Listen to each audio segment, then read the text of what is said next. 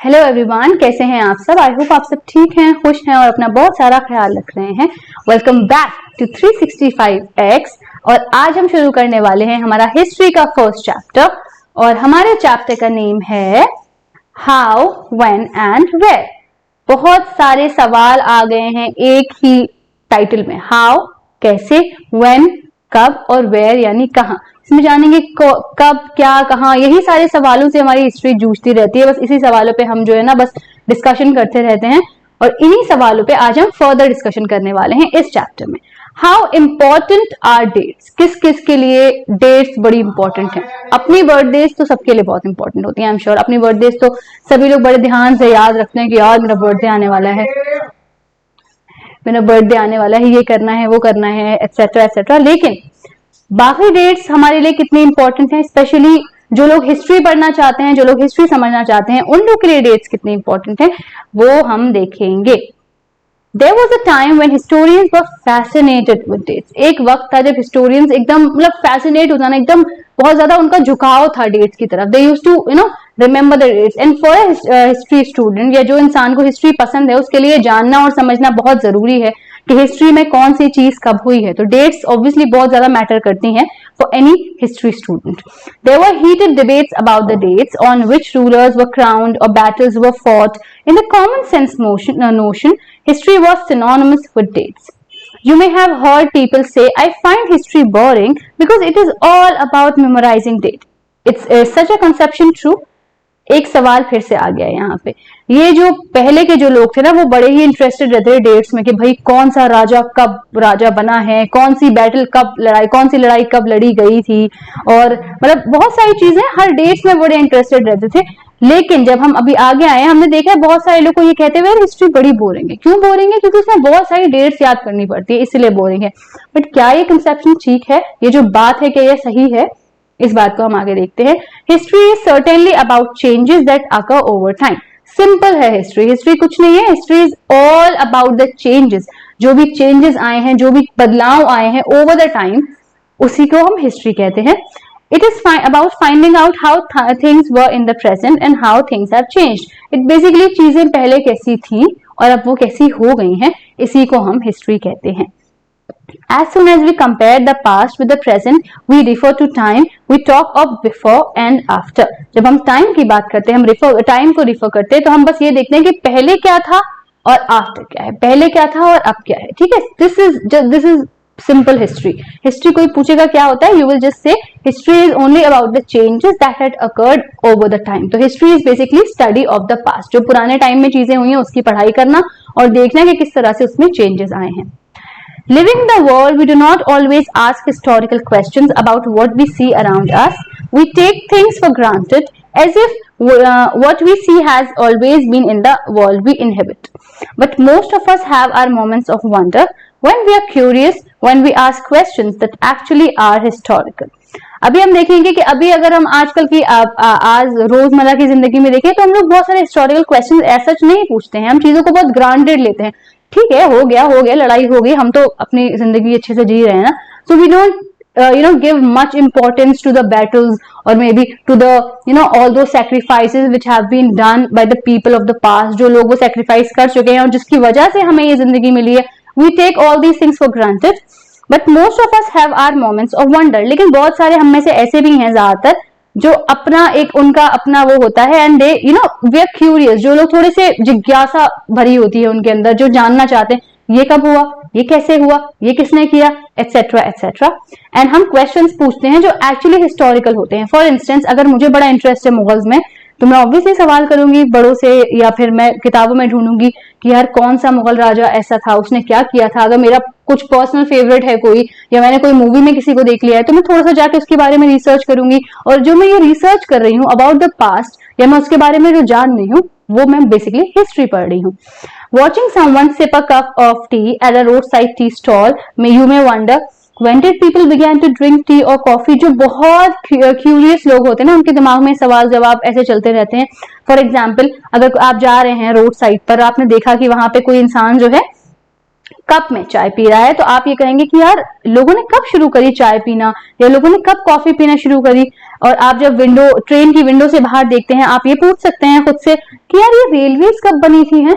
पहले तो हमने इतना, मतलब अब हमारे टाइम पे तो हम देखते हुए आ रहे हैं, लेकिन पहले हमारे अम्मा पापा कुछ और बताते थे कि हम तो भाई पैदल जाते थे स्कूल। बहुत सारी ऐसी खतरनाक स्टोरीज अम्मा पापा बताते हैं, तो मोटिवेट अस, होते नहीं है लेकिन हम लोग उससे motivate, that's a different scenario. तो हम ये सोच सकते हैं जब हम रेलवे में कहीं जा रहे होंगे बाहर खिड़की से झांकते हुए कि यार ये रेलवेज कब बनी थी, या ये लोगों ने जो ये डिस्टेंस किया है, मतलब कैसे, जब रेलवेज नहीं थी तो लोग कैसे कवर करते थे ये डिस्टेंस। न्यूज़पेपर जब आप सुबह में पढ़ते हैं तो आप इस बात पे क्यूरियस हो सकते हैं कि यार ये न्यूज़पेपर कब प्रिंट होना स्टार्ट हो गए थे। तो ये जो बड़े जिज्ञासु से लोग होते हैं जिनके दिमाग में चीजें चलती रहती हैं, तो ये सवाल उनके दिमाग में आते रहते हैं। And when they go to find these answers, जब वो इन सवालों के जवाब ढूंढने के लिए कुछ पढ़ाई करना चाहते हैं और जब वो पीछे जाके देखते हैं, तो उसी चीज को, उस पढ़ाई को ही हम बेसिकली हिस्ट्री कहते हैं। ठीक है। All such historical questions refer us back to notions of time, but time does not have to be always precisely dated in terms of a particular year or a month. Sometimes it is actually incorrect to fix precise dates to process that happen over a period of time. People of India did not begin drinking tea one fine day. They developed a taste for it over time. There can be no one clear date for a process such as this. Similarly, we cannot fix one single date on which British rule was established or the national movement started or changes took place within the economy and society. All these things happened over a stretch of time. We only refer to a span of time, an approximate period over which particular changes became visible. बड़ा सा हो गया, समझाते हैं इसको। देखिए, ये जो हिस्टोरिकल क्वेश्चंस आते हैं ना, तो आप ये नहीं कह सकते कि भाई लोगों ने ना इस दिन या इस तारीख में चाय पीना स्टार्ट की थी, या इस दिन या इस तारीख से रेलवे ट्रैक बनना स्टार्ट हो गई थी। किसी भी चीज को एक पर्टिकुलर डेट से आप नहीं रेफर कर सकते हैं। क्यों? क्योंकि जब लोगों ने चाय पीना स्टार्ट किया ना, तो उनको टाइम लगा उस चीज को टेस्ट डेवलप करने में कि हाँ यार अच्छा लग रहा है, चलो इस चीज को थोड़ा स्टार्ट करते हैं। तो कोई भी काम आप जब शुरू करते हो ना, इस पर्टिकुलर डेट से नहीं शुरू करते हो, बट यू टेक, थोड़ा सा अपना वक्त लेते हैं और उसके बाद स्टार्ट करते हैं।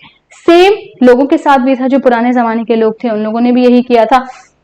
कोई एज सच क्लियर डेट नहीं है इस चीज को प्रोसेस करने के लिए, लेकिन हाँ ये है कि हम जो है एक स्पैन ऑफ टाइम एक ले लेते हैं कि इस जमाने से इस टाइम से इस टाइम के बीच में कहीं अंदाजन इन लोगों ने स्टार्ट किया था। एंड एक अप्रोक्सीमेट हम पीरियड ले लेते हैं जो इन चेंजेस को दर्शाता है, जो इन चेंजेस को विजिबल हमें दिखाता है। Why then do we continue to associate history with a string of dates? लेकिन फिर भी हम हिस्ट्री को, अगर ये डेट्स इतनी इंपॉर्टेंट नहीं है, तो हिस्ट्री में हमेशा डेट्स क्यों आती रहती हैं?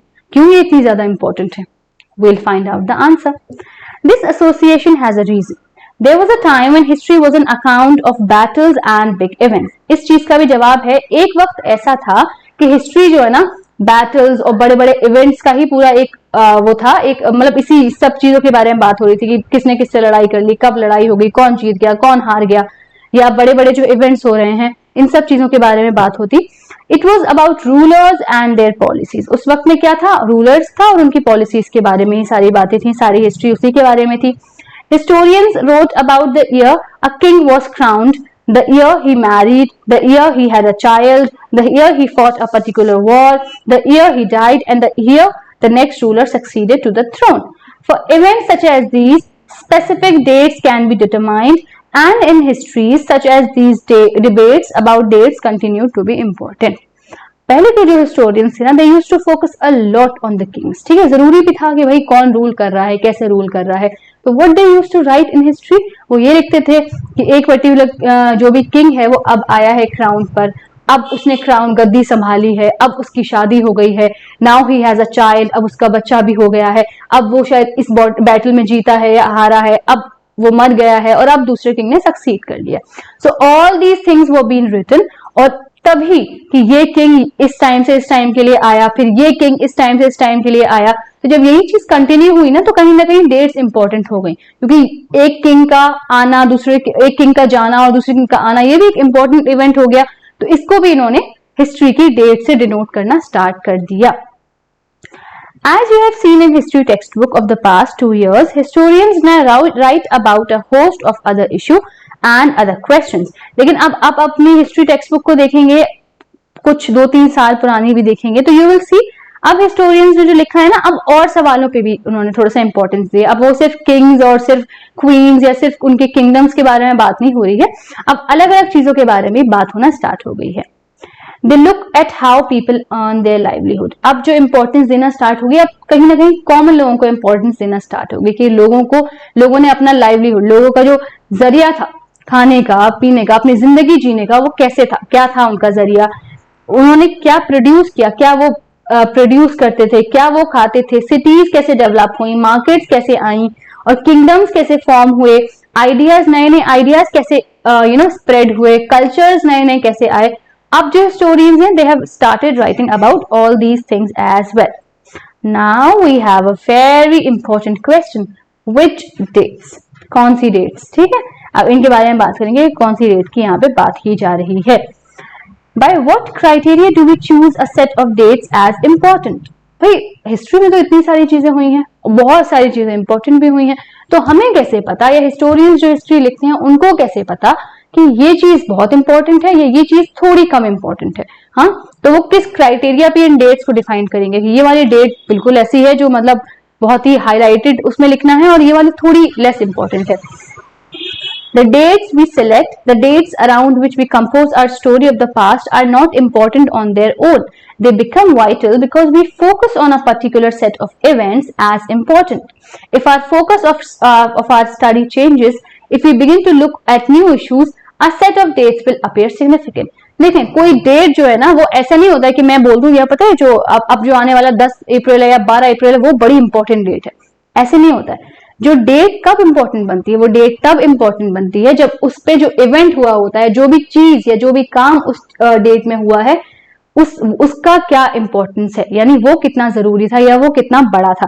सो बेसिकली कोई भी डेट तब इंपॉर्टेंट बनती है जब उसका जो इवेंट होता है, जो काम उस डेट में हुआ हो, वो इंपॉर्टेंट हो, ठीक है। और अगर मान लें सेम डेट में कुछ और बड़ा काम हो गया, दूसरी डेट इंपॉर्टेंट बन जाएगी। तो ऐसा नहीं होता है कि अभी से कोई भविष्यवाणी कर दे या हिस्टोरियंस ने कह दिया नहीं ये डेट इंपॉर्टेंट है, उसको आपको एक परफेक्ट रीजन भी देना पड़ेगा कि आपने बोला है ये डेट इंपॉर्टेंट, तो आपने क्यों बोला है। तो कोई भी डेट इसीलिए इंपॉर्टेंट होती है क्योंकि उस डेट में जो भी काम हुआ होता है वो इंपॉर्टेंट होता है। एक एग्जाम्पल कंसिडर करते हैं। In the histories written by British historians in India, जो ब्रिटिश हिस्टोरियंस थे उन्होंने जो हिस्ट्रीज लिखी हैं, उन्होंने हर गवर्नर जनरल के बारे में इंपॉर्टेंट बताया, उन्होंने हर गवर्नर जनरल को इंपॉर्टेंट बताया है। These historians began with the rule of first governor general Warren Hastings, ठीक है। इससे हमें दो तीन चीजें पता चल जाती हैं। एक तो उन्होंने सारे गवर्नर जनरल का जो रूल है वो इंपॉर्टेंट बताया है, और सबसे पहले गवर्नर जनरल कौन थे, हेस्टिंग। उसके बाद लास्ट वाइसरॉय से इनका जो रूल था वो खत्म हुआ, the last viceroy Lord Mountbatten. In separate chapters हम इन सबके करता धरता इन्होंने क्या काम किए हैं, इनके क्या सब कुछ रहे, उनके बारे में पढ़ेंगे। हेस्टिंग्स हो गए, आपके वेलेस्ले हो गए, बेंटिक हो गए, डलहाउजी हो गए, कैनिंग हो गए, लॉरेंस हो गए, लटन हो गए, रिपन हो गए, कर्जन हो गए, हार्डिंग हो गए, अर्विन हो गए, इन सब के नाम इन्होंने लिख दिए हैं और इनके कहीं ना कहीं रूल के बारे में जो ब्रिटिश हिस्टोरियंस ने बताया है सबको इंपॉर्टेंट बताया है। It was a seemingly never ending succession of governor general and viceroy. All the dates in these histories books were linked to these personalities, to their activities, policies, achievements. It was as if there was nothing outside their lives that was important for us to know. The chronology of their lives marked the different chapters of history in British India. जब Britishers India में rule कर रहे थे और जब British historians उनकी history लिख रहे थे, तो इन्होंने इन गवर्नर जनरल की ही लाइफ पर, उनकी जिंदगी पे, ये करते हैं, यहाँ जाते हैं, ये रूल्स बनाए, ये रेगुलेशंस बनाए, ऐसा किया वैसा किया, इन सब चीजों पर ही इतना ज्यादा इंपॉर्टेंस दी है। और ऐसा लग रहा है अगर आप उसको पढ़ेंगे कि यार बाहर ऑर्डिनरी लोगों की तो शायद कोई जिंदगी ही नहीं थी, जो जिंदगी जी रहे थे बस यही लोग जी रहे थे। तो ब्रिटिश हिस्टोरियंस ने इन लोगों के ऊपर इतनी इंपॉर्टेंस दी है और उनकी हिस्ट्रीज को इतना इंपॉर्टेंट बनाया है कि अगर आप पढ़ेंगे ना, यू विल रियलाइज कि यार पता नहीं बाहर के लोग कुछ कर भी रहे थे या नहीं कर रहे थे, ये सिर्फ यही लोग थे जो पूरा हिस्ट्री इन्होंने पूरा अपने छाए हुए हैं पूरी हिस्ट्री में। Can we not write about the history of this period in a different way? क्या हम इस जमाने की, इस पीरियड की हिस्ट्री को हम किसी और डिफरेंट वे में लिख सकते हैं?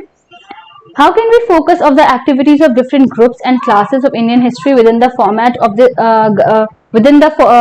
of this history of Governor General? ठीक है, अगर फॉर इंस्टेंस आप उस जमाने के हिस्टोरियन होते तो क्या आप सिर्फ इनके बारे में लिखते या आप कुछ और भी फोकस करते, इस चीज को कमेंट डाउन करेंगे, ठीक है। कि अगर आप उस जमाने के हिस्टोरियन होते तो आप किस चीज पे फोकस करते, आप ब्रिटिश हिस्टोरियंस की तरह गवर्नर जनरल की बात करते या कुछ और भी करते। फॉर इंस्टेंस अगर मैं अपना एग्जाम्पल लूंगा, सो आई एक्चुअली फील कि मैं अगर होती तो शायद मैं ऑर्डिनरी लोगों पर भी थोड़ा सा लिखती, उनके बारे में भी थोड़ा सा लिखती। बट यहाँ पे इन्होंने एक सवाल पे छोड़ दिया है कि इफ यू, अगर हम इस चीज को देखें, क्या इस जमाने की हिस्ट्री किसी और तरीके से लिखी जा सकती है? बिल्कुल लिखी जा सकती है। When we write history, जब भी हम हिस्ट्री लिखते हैं या हम कोई स्टोरी लिखते हैं, we divide it into chapters, क्योंकि बहुत बड़ा चीज होती है, ये किया वो किया ये किया वो किया, लोगों को शायद याद ना रह पाए, कुछ इंपॉर्टेंट चीजें मिस हो जाएं, इसीलिए हम अलग अलग चैप्टर्स में उस चीज को डिवाइड कर देते हैं। क्यों करते हैं हम ये? हम इसलिए करते हैं ताकि हर चैप्टर को उसकी इंपॉर्टेंस मिल पाए। ये एक स्टोरी है that makes some sense and can be followed. It is to tell a story in a way that makes some sense and can be followed. इस तरह से हिस्ट्री को बयान किया जाता है कि वो एक स्टोरी की तरह दिखे और उससे कुछ सेंस समझ में आए, लोगों को कुछ मतलब समझ में आए कि अच्छा ऐसा ऐसा ऐसा ऐसा हुआ था। In the process, we focus only on those events that help us to give shape to the story we are telling. In the histories that revolve around the life of British Governor Generals, the activities of Indians simply do not fit. They have no space. What then? What do we do? Clearly, we need another format for own history. This would mean that the old dates that no longer have the significance the earlier had, a new set of dates will become more important for us to know. तो इन्होंने इसमें क्या बताया? इन्होंने ये बताया कि जो हिस्ट्रीज है ना, जिसमें जो सिर्फ ब्रिटिश गवर्नर जनरल की लाइफ के अराउंड ही रिवॉल्व कर रही हैं, उन्हीं के बारे में जो बताया गया है, इसमें जो बेसिक इंडियंस है, जो नॉर्मल इंडियंस है, आम जनता जो है, उनके बारे में कुछ नहीं बताया गया है, ठीक है। उनकी जो जिंदगी है, उन कहीं पे वो बेचारे थोड़ा सा भी, इतनी सी भी जगह नहीं दी गई है उनको। They have no space. और इसीलिए हमें कहीं ना कहीं समझ में आ गया है कि हमें एक और फॉर्मेट की जरूरत है, या एक और फॉर्मेट की जरूरत है जिसमें हम उनके बारे में भी बात कर पाए। गवर्नर जनरल की हिस्ट्री के अलावा हम कहीं ना कहीं एक वो तो रहेंगे, वो ऑब्वियसली इंपॉर्टेंट रहेंगे क्योंकि वो उस टाइम पे रूल कर रहे थे, उनकी भी जिंदगी के बारे में जानना जरूरी है कि how they were ruling, what were the new rules and regulations they were bringing, etcetera etcetera. लेकिन उसके अलावा हमें ये भी जानना जरूरी है कि जो आम जनता थी ना, इसकी जिंदगी कैसे गुजर रही थी, वर दे हैप्पी, क्या वो खुश थे, उनके ऊपर क्या गुजर रही थी, उनके ऑक्यूपेशन कैसा चल रहा था, उनकी जिंदगियां कैसी चल रही थी, एटसेट्रा एटसेट्रा, ठीक है। हाउ डू वी पीरियडाइज, हम कैसे इनको पीरियड्स में डिवाइड करेंगे, चैप्टर्स में डिवाइड करेंगे, पार्ट्स में डिवाइड करते हैं। इन 1817 जेम्स मिल एक इंसान है, बड़े इंपॉर्टेंट से जेम्स मिल एक स्कॉटिश इकोनॉमिस्ट हैं और पॉलिटिकल फिलोसोफर्स भी हैं। उन्होंने अपनी मोटी सी किताब, अपना मोटा सा बहुत जबरदस्त उन्होंने काम लिखा अपना, और उसको 3 वॉल्यूम में पब्लिश किया, और उसका नाम था a history of British India. Please इसको नाम याद रखिएगा क्योंकि ये इंपॉर्टेंट होता है। Sometime it just comes in one word, आ जाता है कि भाई जेम्स मिल का जो वर्क है उसका नाम क्या था। It was a history of British India.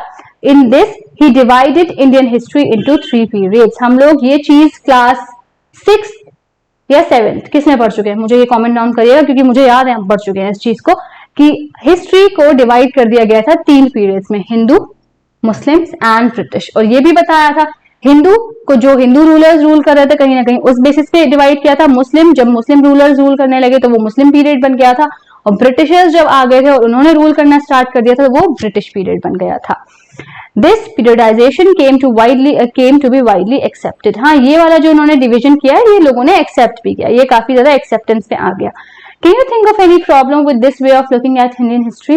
क्या आपको कोई मसला लगता है कि इस तरह से अगर हम इंडियन हिस्ट्री को देखें कि हिंदू रूलर्स वाली, मुस्लिम रूलर्स वाली, और आपकी ब्रिटिश जब आ गए उसके बाद, अगर आपको लगता है, अगर आप बहुत ज्यादा क्यूरियस हैं और आपको लगता है हाँ इसमें भी कुछ मसला है, इसमें भी कुछ चेंजेस हो सकते थे, तो इसको भी आप नीचे कमेंट करके बताने वाले हैं, ठीक है। Why do we try and divide history into different periods? हम क्यों हिस्ट्री को अलग अलग पीरियड्स में डिवाइड करते हैं, अलग अलग पीरियड्स में उनको डिवाइड करते हैं, अलग अलग उसमें। We do so in an attempt to capture the characteristics of time, its central features as they appear to us. So the terms through which we periodize, that is demarcate the difference between these periods, become important. हम इसलिए करते हैं कि उस जमाने का जो भी कैरेक्टरिस्टिक्स रही है टाइम की, क्या इंपॉर्टेंट रहा है, क्या नहीं इंपॉर्टेंट रहा है, सेंट्रल फीचर्स, जो मेन फीचर्स रहे हैं, ये हुआ था वो हुआ था, मेन इवेंट्स जो रहे हैं, इन सबको थोड़ा सा कैप्चर करने के लिए, उन सबको थोड़ा सा इंपॉर्टेंस देने के लिए, क्योंकि सब कुछ आप एक ही चीज में एक ही गो में बता देंगे ना तो बहुत सारी इंपॉर्टेंट चीजें मिस हो जाती हैं, ठीक है।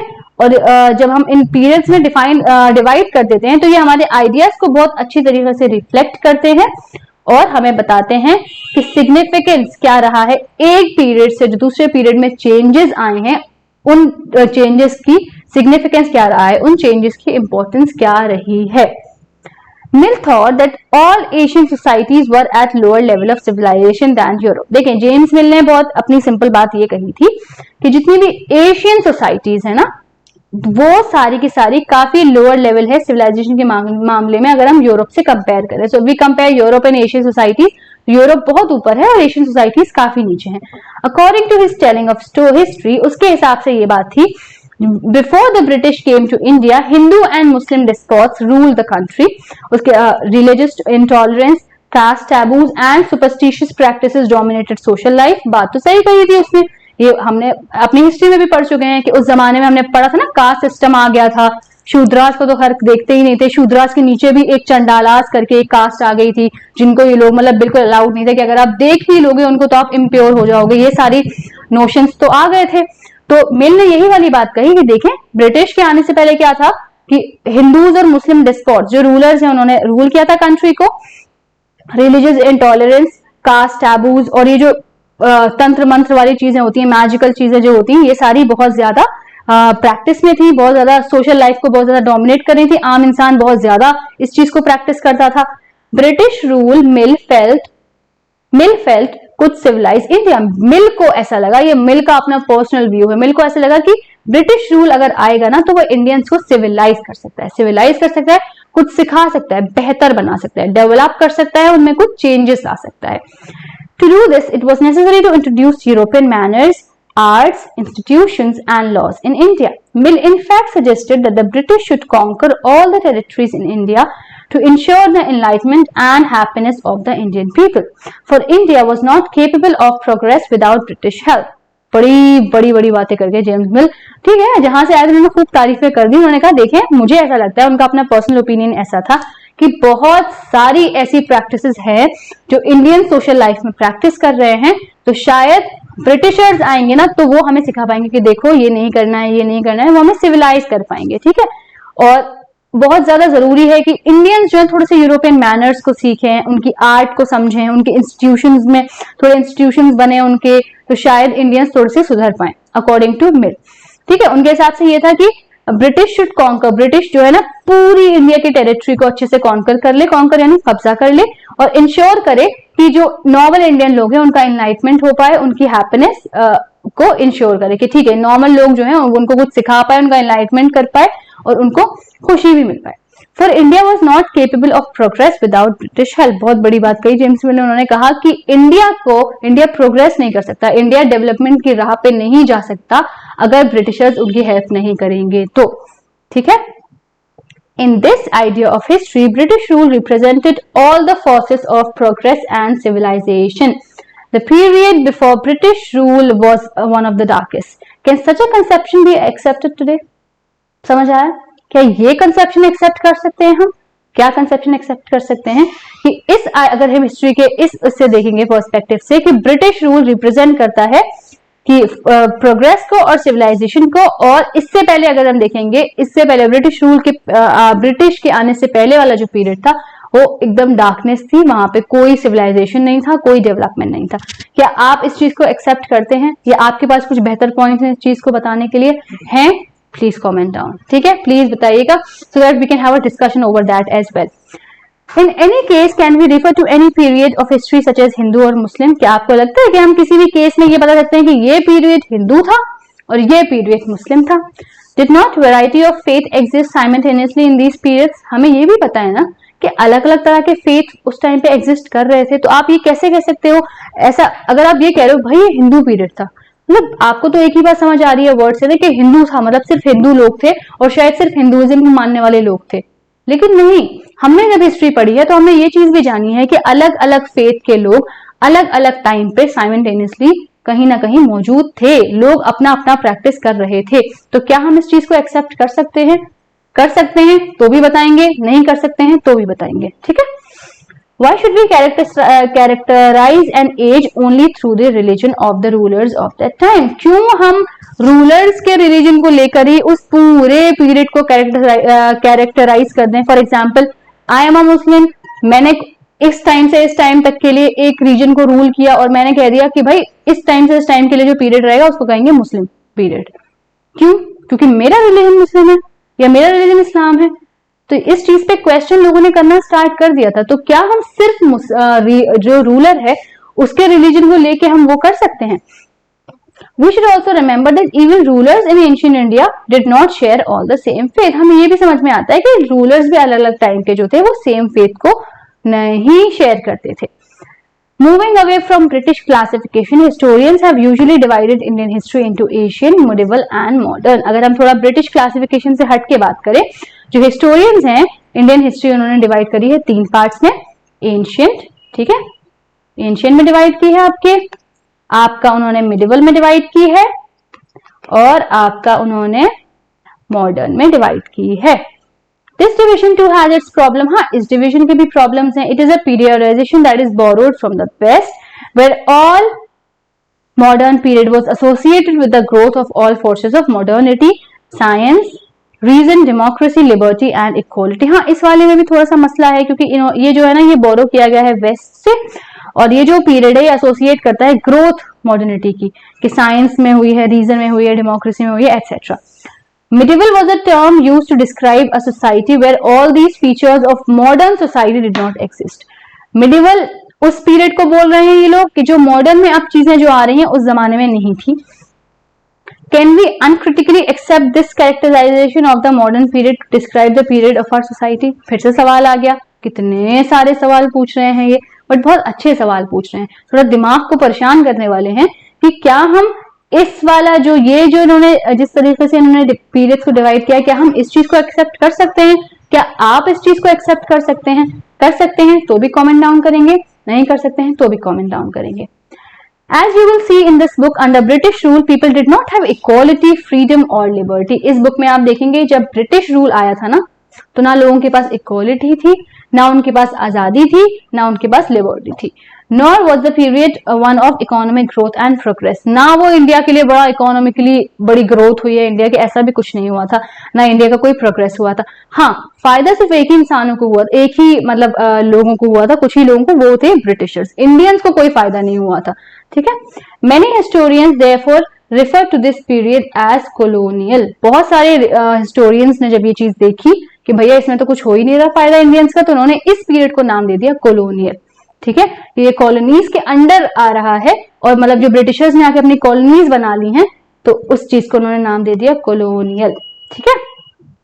अब इस कॉलोनियल टर्म पे थोड़ा सा ध्यान देंगे और देखेंगे कि भाई कॉलोनियल क्या था।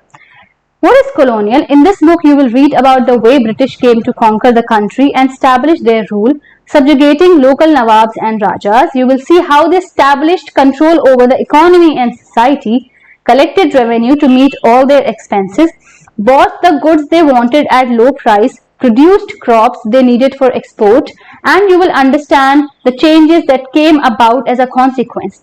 You will also come to know about the changes British rule brought about in values and taste, customs and practices.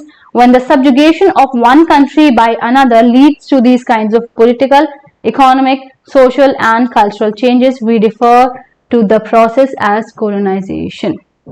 बहुत ज्यादा हो गया, समझाते हैं। ओके, इन दिस बुक, इस बुक में आप पढ़ेंगे कि किस तरह से ब्रिटिशर्स आए कंट्री में, ठीक है, क्या क्या चेंजेस लेकर आए, किस तरह से उन्होंने जो लोकल राजाज थे या लोकल नवाब थे उनकी पावर को देखा, उनकी पावर धीरे धीरे इरोड होना स्टार्ट हो गई, ठीक है। आप देखेंगे कि किस तरह की इकोनॉमी और सोसाइटी पे कैसे कंट्रोल कर लिया ब्रिटिशर्स ने, उन्होंने रेवेन्यू टैक्सेस वगैरह कलेक्ट करना स्टार्ट कर दिए, किस तरह से उन्होंने जो उन्हें गुड्स चाहिए थे जिनकी जरूरत उन्हें थी बहुत ही कम पैसों पे उन्होंने लिए और किस तरह से उन्होंने अपने हिसाब से क्रॉप्स को उगवाया। लोगों को कहा कि भाई यहाँ पे कैश क्रॉप उगेगा तो cash crop he उगेगा।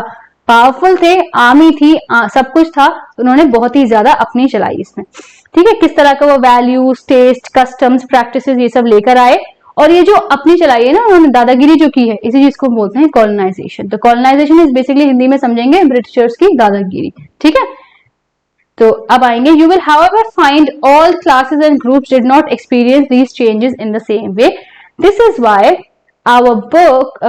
The book is called our past. S लगा हुआ है इन द प्लूरल. इसीलिए आपने अब आप ये भी देखेंगे इस बुक में कि जो अलग अलग ग्रुप्स थे ना, उन्होंने सेम तरीके की बदसलूकी नहीं सही थी. ऐसा नहीं है कि मैं एक कास्ट से बिलोंग करी तो मेरे साथ वो कुछ कर रहे हैं, फिर दूसरे कास्ट जो मेरे से थोड़ा ऊपर है उसके साथ भी वो हो रहा है. अलग अलग लोगों के अलग अलग ग्रुप्स ने अलग अलग तरह का कुछ एक्सपीरियंस किया था उस रूल में, और इसीलिए हमारी जो बुक का नाम है वो अवर पास्ट है. एस क्यों लगा हुआ है? एस जो यहाँ लगा हुआ है ना, वो इसीलिए लगा हुआ है कि अलग अलग कास्ट की बात हो रही है या अलग अलग लोगों की बात हो रही है. ठीक है. How do we know? हमें कैसे पता? हम तो नहीं गए थे, तो हमें कैसे पता, या आपको कैसे पता, या मतलब हमें कौन बेसिकली बता रहा है? What sources do historians use in writing about last 250 years of Indian history? हमें कैसे पता? वहां पे कुछ लोग बैठे हुए थे जिनको बड़ा शौक था लिखने का, तो वो लिख रहे थे वहां बैठे बैठे. ठीक है. तो जो हिस्टोरियंस जो थे ना, उन्होंने जो चीजें लिखी हैं उनसे हमें पता चलता है, उनसे हमें इंफॉर्मेशन मिल रही है कि क्या क्या चेंजेस हुए हैं. Administration produces records. अब हम एक नए टॉपिक पे आने वाले हैं. Administration produces records. One important source is the official record of the British administration. The British believed that in the act of writing was important. British ये believe करते थे कि कोई भी चीज है ना writing में लिख लो, ताकि वो जो है ना, उनको पता था कहीं ना कहीं आगे यूज भी कर सकते हैं, हम हेल्प भी कर सकते हैं, वो हमें आगे हेल्प भी कर सकती है रूल करने में. तो ये करते हैं कि एक्ट ऑफ राइटिंग, जो हर चीज को नोट डाउन करने का, हमने ये रूल बनाया, लिखवा लिया अपने हिस्टोरियन से, हमने ये कुछ नया किया, लिखवा लिया अपने हिस्टोरियन से. तो उनको ये लगता था कि जो राइटिंग वाला पार्ट है ना, ये थोड़ा इंपॉर्टेंट है, कहीं ना कहीं ये इंपॉर्टेंट है. Every instruction, plan, policy, decision, agreement, investigation and had to be clearly written. अब उनके हिसाब से ये था कि जो भी प्लान ला रहे हैं, वो पॉलिसी ला रहे हैं, वो डिसीजन ले रहे हैं, वो अग्रीमेंट ले रहे हैं, वो इन्वेस्टिगेशन हो रहा है, कोई भी रूल्स रेगुलेशन फलाना ढिमकाना जो भी आ रहा है, सब कुछ लिखा जाना चाहिए अच्छे से, ऐसा उनका मानना था. Once this was done, things could be properly studied and debated. देखें, ये बहुत सिंपल सी बात होती है. आप जब मैं किसी से बहस कर रही हूँ या कोई मुझसे बहस कर रहा होता है, और अगर वो कोई बहुत ही खतरनाक फैक्ट लेकर आ जाए, उस किताब में ये लिखा हुआ है, तो सामने वाला चुप हो जाता है कि यार अच्छा उस किताब में लिखा हुआ है, तो हो सकता है यार तुम सही कह रहे हो. है. तो ये जो लिखने वाला वो होता है ना, आपने देखा कहीं जॉब के लिए भी जाते हैं तो वो अग्रीमेंट साइन कराते हैं. क्यों कराते हैं? जो आप लिख गए हो ना, वो कहीं ना कहीं इंपॉर्टेंट, उसका एक वैल्यू होती है. तो जो रिटन पार्ट है ना, इसकी वैल्यू होती है. ये चीज ब्रिटिशर्स रियलाइज कर चुके थे, इसीलिए वो चाहते थे कि जो भी चीजें या जो भी चेंजेस या रूल्स रेगुलेशंस जो भी चीजें ला रहे हैं, वो उसका राइटिंग पार्ट हो जाए. This conviction produced N administrative culture of memos, notings and reports. इसी वजह से कई सारे रिपोर्ट्स, मेमोज और ये सब चीजें लिखी जाने लगी. The British also felt that all important documents and letters need to be carefully preserved. Obviously लिख रहे हैं तो उस चीज को प्रिजर्व करना भी बहुत जरूरी है. So they set up record rooms attached to all administrative institutions. The village tehsildar's office, the collectorate, the commissioner's office, the provincial secretaries and the law courts all had their record rooms. अलग अलग जो profession के लोग थे उन सब का अपना अपना रिकॉर्ड रूम हो गया था, क्योंकि उनको ये मानना था जो भी चीजें लिखी जा रही हैं उसको रिकॉर्ड करना बहुत जरूरी है, उसका रिकॉर्ड रखना, प्रिजर्व, उसको संभाल के रखना बहुत जरूरी है. Specialised institutions like archives, museums, ये भी स्टैब्लिश हो गए ताकि ये इंपॉर्टेंट रिकॉर्ड्स को प्रिजर्व कर पाए, बचा पाए, और ताकि आगे वाले जनरेशन में इस चीज को पुट फॉरवर्ड हो पाए. Letters and memoirs that moved from one branch of the administration to another in the early years of 19th century can still be read in the archives. देखें, क्योंकि उन्होंने बहुत संभाल के उन आर्काइव्स में रखे थे, उन्होंने बहुत संभाल के स्टोर किए थे. आर्काइव्स आर बेसिकली प्लेसेस जहां ये सब डॉक्यूमेंट स्टोर कर सकते हैं. जहां उन्होंने स्टोर किए थे ना, वो चीजें अभी भी हम पढ़ सकते हैं या उस जमाने पढ़ी जा सकती हैं. क्यों? क्योंकि उन्होंने बहुत संभाल के उस चीज को प्रिजर्व किया है. आप नोट्स, रिपोर्ट्स भी देखेंगे जो प्रिपेयर की गई थी, वो भी आपको आराम से मिल जाएंगी.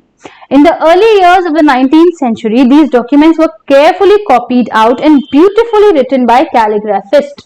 कैलीग्राफिस्ट जो कैलीग्राफी करते हैं ना, वो लोग बहुत ही ब्यूटीफुली उन्होंने ये सब चीजें लिखी थी, और बहुत ही अच्छी तरीके से उन्होंने लिखा है, उस चीज को कॉपी करके प्रिजर्व किया है. हम ये चीज पढ़ चुके हैं पिछली क्लास में कि उस जमाने में प्रिंटिंग प्रेस नहीं, अब उस टाइम तक नहीं आई थी, तो ये लोग खुद हैंड रिटन बहुत सारा काम चलता था. तो कैलीग्राफिस्ट जो है बड़ी ब्यूटीफुली लिख लिख के चीज को प्रिजर्व करते थे. By the middle of the 19th century, with the spread of printing, multiple copies of these records were printed. अब आ गए थी प्रिंटिंग प्रेस अब आ गई है, तो अब इस चीज का जो कैलीग्राफिस्ट ने रिटन पार्ट कर दिया, अब उसकी कॉपीज भी बनना स्टार्ट हो गई थी और अलग अलग जो डिपार्टमेंट था गवर्नमेंट को उसको दे दी जा रही थी। Surveys become important. आपने कभी देखा है स्कूल्स में भी आते हैं अलग अलग इंस्टीट्यूशन से लोग और सर्वे करते हैं अलग अलग टॉपिक्स पे कि बताइए ये कैसा लगता है आपको, क्या अच्छा लगता है, क्या नहीं अच्छा लगता है। वो एक कलेक्टिव जो ना एक कलेक्टिव रिजल्ट चाहते हैं कि 10 में से अच्छा इतने सारे बच्चों को ये पसंद है ये, तो इसी चीज को जो सवाल जवाब हो रहा होता है जिसमें उनको एक कलेक्टिव आंसर चाहिए होता है उसको बोलते हैं सर्वेज। तो सर्वेज भी बड़े इंपॉर्टेंट हो गए थे उस जमाने में। The practice of surveying also became common under the colonial administration. Colonial administration जब चल रहा था, जब ब्रिटिशर्स का एडमिनिस्ट्रेशन था, तो इस जमाने सर्वेज भी बड़े इंपॉर्टेंट हो गए थे। The British believed that a country had to be properly known before it could be effectively administered. Britishers को ये समझ आ गया था आपको किसी कंट्री को एडमिनिस्टर करना है, आपके उसके ऊपर जाके रूल करना है, बहुत जरूरी है उसके बारे में पहले से जानना। आपको नहीं पता वहां के लोग कैसा रिएक्ट करेंगे, आपको नहीं पता। फॉर इंस्टेंस आपको कुछ यहाँ पे आपको मुझे कोई फूड क्रॉप उगवाना है या कैश क्रॉप उगवाना है, तो मुझे पता तो होना चाहिए ना कि भाई ये मिट्टी उपजाऊ है भी या नहीं है, ये मिट्टी में इतने मतलब ये इस काबिल है कि मैं इसमें ये वाला क्रॉप उगा भी सकती हूँ। यानी अब रेगिस्तान में जाके मैं चाहूंगी बहुत ही हरे भरे पौधे लगा दूं, दैट इज नॉट पॉसिबल, है ना। इन्वायरमेंट वैसा नहीं है। तो ब्रिटिशर्स को भी ये चीज रियलाइज हो गई थी, उनको ये बिलीव हो गया था कि बहुत जरूरी है कि कंट्री को प्रॉपर्ली समझा जाए एडमिनिस्टर करने से पहले। By the early 19th century, detailed surveys were being carried out to map the entire country.